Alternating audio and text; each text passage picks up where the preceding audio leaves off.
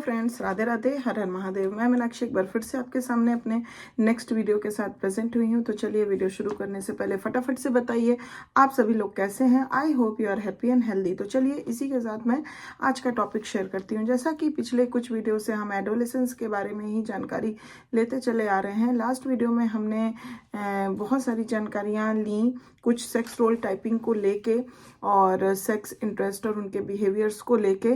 तो हम types of sex role typing भी देखे और उसके इफेक्ट्स भी देखे। लास्ट वीडियो में हमने सेक्स रोल टाइपिंग के सेक्स बायस इफेक्ट्स के बारे में बात की। हमने उसके फीलिंग्स ऑफ मैस्कुलिन सुपीरियरिटी के बारे में भी बात की। ये भी one of the most important effect है सेक्स रोल टाइपिंग का। फिर सेक्स बायस की बात की।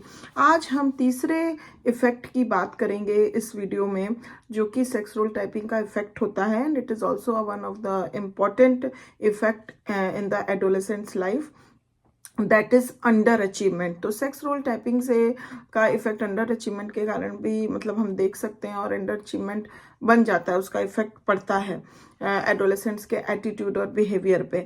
तो इसके बारे में हम पूरी जानकारी इस सेशन में लेंगे, जिससे कि हमें और अच्छे तरीके से इस बात का क्लियरेंस हो जाए। तो ये बहुत ही इंटरेस्टिंग होने वाला है। तो I hope that will be remain in the session till then to get the whole information. And still, if you haven't subscribed my channel, please subscribe it to get these kind of wonderful videos later on also. So let us begin with the session. तो जब हम under achievement की बात करते हैं तो by adolescence the pattern of behaviour characterised by under achievement in activities in which both boys and girls are involved has become well developed from the foundations laid during the childhood years. तो अगर हम bye adolescence तक अगर हम देखते हैं तो जो पैटर्न होता है बिहेवियर का, वो अंडर अचीवमेंट का जो कैटेगराइज्ड हो जाता है पैटर्न, हम कह सकते हैं एक्टिविटीज़ में, उन एक्टिविटीज़ में जहाँ बोथ बॉयज़ एंड गर्ल्स जो हैं वो इन्वॉल्व होते हैं, ये क्या होता है, फुली बिकम डेवलप्ड हो जाता है। क्योंकि इसका जो फाउंडेशन मतलब एडोलेसेंस में ये चीज़ बहुत अच्छे से डेवलप्ड हो जाती है, बिकॉज इसका फाउंडेशन जो होता है वो ड्यूरिंग द चाइल्डहुड ईयर्स में ही लेड डाउन कर दिया जाता है। तो अभी तक आते आते क्या होता है, पूरे अच्छे तरीके से what is the pattern of behaviour characterised by the under achievement क्या होता है, वो पूरी तरह से डेवलप्ड हो जाता है बॉयज एंड गर्ल्स के अंदर। As Campbell has said, Campbell ने इस बारे में बात की है कि girls decliners appear to be accepting the feminine stereotype including that it isn't feminine to be smart. तो ये जो गर्ल्स का डिक्लाइनर है वो इस तरीके से अपीयर होता है इनके अकॉर्डिंग कि जो फेमिनिन स्टीरियोटाइप है वो गर्ल्स जो हैं बहुत एक्सेप्ट कर ली रहती हैं, इंक्लूडिंग वो एक मतलब एक थॉट उनके अंदर स्टीरियोटाइप डेवलप हो जाता है और वो ये मान लेती हैं कि अगर हम फेमिनिन हैं, मतलब जो फेमिनिन स्टीरियोटाइप है that is related to that कि जो फीमेल्स हैं that is not smart, feminine is not smart. तो ये चीज़ मतलब they are always under achiever. तो इस तरह का स्टीरियोटाइप जो है वो गर्ल्स के अंदर गर्ल्स डिक्लाइनर्स के रूप में अपीयर होता है। Awareness of the values boys have for dating partners and for future mates motivates some girls to underachieve in any activities in which both boys and girls are involved. तो awareness of the values जो होती है boys के अंदर कि dating partner को लेके और फ्यूचर मेट्स को लेके, तो ये चीज़ें जो है गर्ल्स को मोटिवेट करती हैं अंडर अचीव होने के लिए ऐसी एक्टिविटीज़ में जहाँ both boys and girls involved हों, that they become the love partner for them.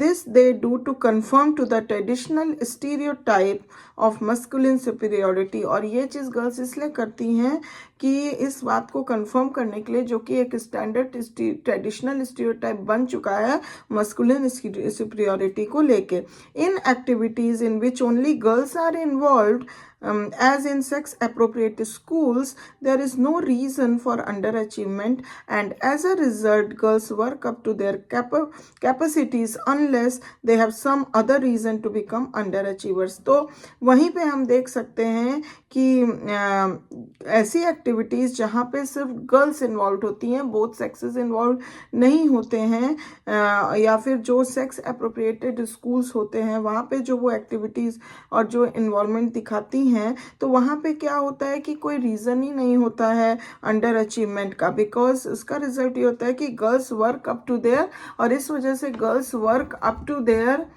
To their capacities unless they have, वो अपने कैपेसिटीज के मतलब एक लेवल तक करती हैं जितनी उनकी कैपेसिटीज हैं, अनलेस उन चीज़ों का कि जब तक कि कोई अदर रीज़न ना आए उनकी लाइफ में अंडर अचीवर्स बनने का, तब तक वो अपने capacities full on their capacities वो अचीव करती हैं, अचीवमेंट करती हैं, बिकॉज वहाँ पे किसी भी प्रकार का एक तरह से हम कह सकते हैं कंपटीशन या इस तरह का स्टीरियोटिपिकल सोच नहीं आ पाता है, because all are the girls, there are not boys, जहाँ पे मतलब मैस्कुलिन सुपियोरिटी की बात आए and they have to confirm traditional stereotype so they become the under achiever, तो ये चीज़ नहीं होती है वहाँ पे. Among boys there are as many or even more underachievers than among girls. तो अगर हम बॉयज़ के अंदर देखें तो बॉयज़ के अमंग बहुत ज़्यादा अंडर अचीवर्स देखने को मिलते हैं as compare to the among girls. However the reason for under achievement are unrelated to a desire to avoid suppressing girls. लेकिन वहाँ पे ये देख सकते हैं कि उनका जो रीज़न होता है अंडर अचीवमेंट का वो अनरिलेटेड होता है to a desire to avoid surpassing girls.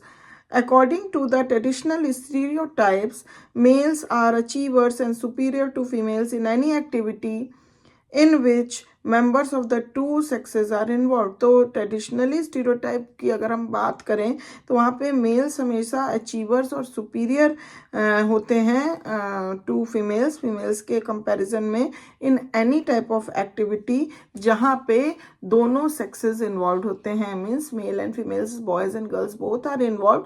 तो वहाँ पे मतलब सुपीरियोरिटी और अचीवर्स जो होते हैं वो बॉयज़ ही होते हैं, या उनको स्टीरियोटिपिकली ट्रेडिशनल स्टीरियोटिपिकली ही अचीवर्स माना जाता है. Male underachievers in areas in which boys and girls both are involved are often a product of boredom और rebellion against parental pressures to succeed. तो ऐसे स्थिति में जहाँ अगर बोथ कोई ऐसी एक्टिविटी है जहाँ बोथ बॉयज़ एंड गर्ल्स दोनों इन्वॉल्व हैं, बोथ सेक्सेस इन्वॉल्व हैं, अगर वहाँ पे बॉयज़ अंडर अचीवर्स होते हैं तो वो उसका कारण हो सकता है बोर्डम के वजह से, या फिर वो किसी बात से रिबेलियन हो, या फिर वो पेरेंट्स के जो एक प्रेशर होता है कि उनको जीतना ही है, सक्सीड करना, वो कारण हो सकता है, and not of any desire to show their inferiority to girls. और इसलिए उनको कोई ऐसा मतलब डिज़ायर नहीं होता है अपनी इन्फीरियोरिटी गर्ल्स को दिखाने की. बट ये कुछ ऐसे कारण होते हैं कि मे बी वो अंडर अचीवर्स बन सकते हैं ऐसी एक्टिविटीज़ में जहाँ बोथ बॉयज़ एंड गर्ल्स जो इन्वॉल्व हो, because of boredom, because of rebellion and because of the pressure of the parents to succeed. तो ये कुछ ऐसे रीजंस हो सकते हैं उनके बॉयज़ के अंडर अचीवर्स बनने के. तो यहाँ पे हम देख पाए कि किस तरह से अंडर अचीवमेंट जो होता है वो सेक्स रोल टाइपिंग का वन ऑफ द बहुत इम्पॉर्टेंट इफेक्ट होता है जो एडोलेसेंस के ऊपर पड़ता है, स्पेशली टू द गर्ल्स. और आई होप ये इन्फॉर्मेशन आपको अच्छी लगी होगी. If you like it, please give a like, and thank you very much for watching this video till the end. If you have any question, any query, any comment, please give it to the comment box. और मैं अपने next session के साथ जल्दी ही आपसे फिर मिलूँगी. और स्टिल अभी तक आपने सब्सक्राइब नहीं किया है तो प्लीज़ कर दीजिए. If you are new viewer to my channel, please subscribe it and follow it. So आने वाली हर वीडियो का आप आसानी से लाभ उठा सकें. एंड मैं फिर से आपसे मिलूंगी. Till then please take good care of your self. Bye bye.